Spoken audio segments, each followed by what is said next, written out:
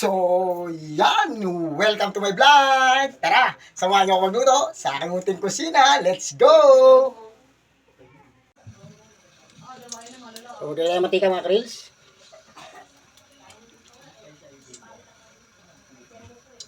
So, ilagay natin yung ating bawang.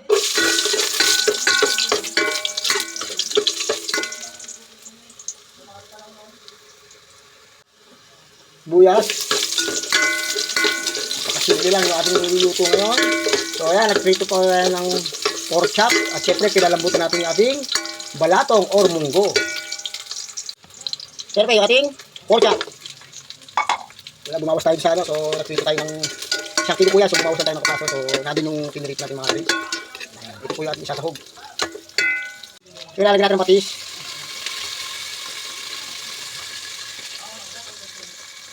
So, ilagay natin ating balatong. Ito yung pinakamunggo. Yan.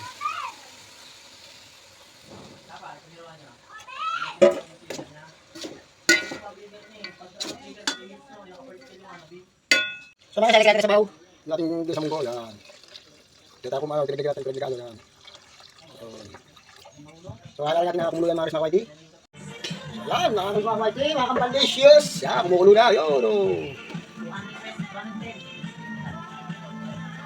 So, lagyan natin ating sili. Yun! Napakasarap naman ang ulam for today. Ang palaya, yung aming pinakapaboritong gulay sa lahat. Yan. Yun. Diba? Salit natin ang ating pampalati sa ating mga niluto. Asukal. At syempre, mga titikman po natin yan. So, di tayong matatama, makapagkagas po tayo. Medyo masarap tayo pagka makapagkagas po tayo ng ating mga niluto. So, titikman po natin yan para kusang kulang. So, yun po yung lalagyan natin kahit po. Salamat po. Mga reels. Woo! So yung pinaka-ampalaya kasi ihahapok na po natin yan para nasa kasi sustansya nan, yung pinaka-hapok pagka yung ating ampalaya. Siyempre ito po yung ating so ito ginabay po natin sa tulgamin, so halos tutunay naman po yan. Yun ba? So mix muna natin, yun. Yun o. So yun mga guys, mga kawaiti, mga kambalicious, tikiman time. So tikman natin ito ating nilutong ginisang munggo o balatong with pork chop.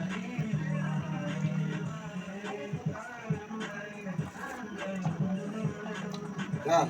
So ayan, magdadagdag lang tayo ng konting asin o patis para, kasi yung patis na ginagamit ko, iwas panis din. So tumatagal yung ating mga ulam, magkaganon patis ang ating gagamitin. Salamat po! So mga guys, dadagdag tayo ng konting patis. So okay na po ito ating ulam for today. So magdagdag lang tayo ng patis. Yun.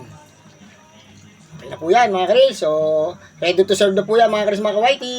Yan mga karis mga kawaiti, mga kambalicious. Okay na po yung ating ulam for today. Ginisang munggo o balatong with pork chop. Tara, eat!